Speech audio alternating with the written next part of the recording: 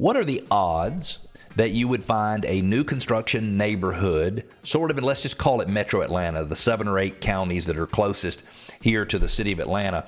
What are the odds that a zoning authority, like a city or a county, would let a builder have a permit to build houses without having a mandatory homeowners association?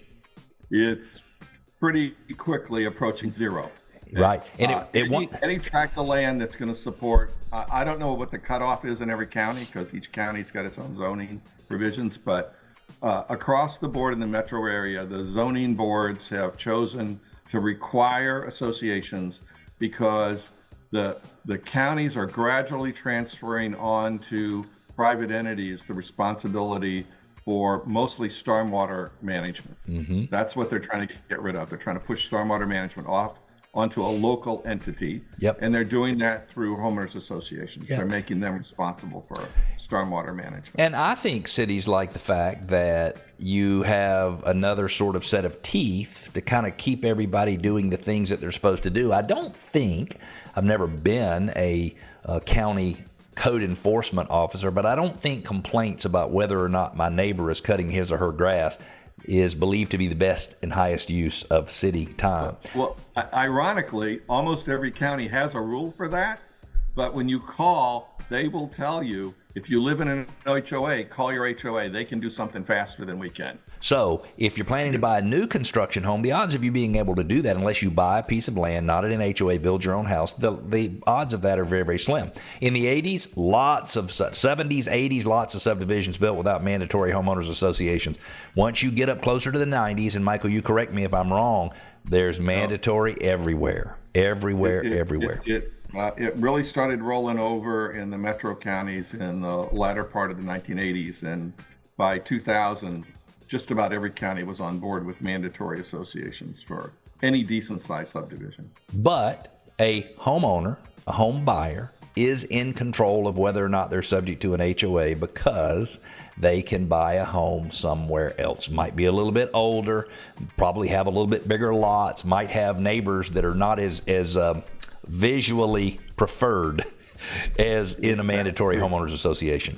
The numbers right now are about 1 in 4, approaching 1 in 3 homes are homeowners associations. So there's a lot more than half of the housing in the United States is not in an association. Well, and that does make sense because, you have lots of housing stock all over the United States is way older than the homes in Georgia. Way, way, way older. Okay.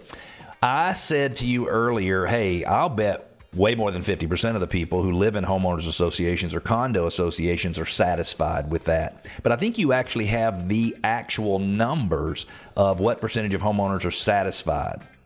I do. There's a national organization called the Foundation for Community Association Research. It's a nonprofit, and they collect all kinds of data about homeowners association condominium, and they also produce some documents about best practices and how to operate your community. They're like the Bible of how to do things.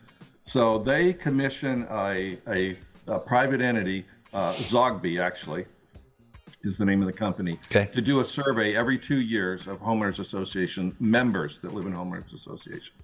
And so they've done this every 2 years for like 17 or 18 years now. So there's lots of data.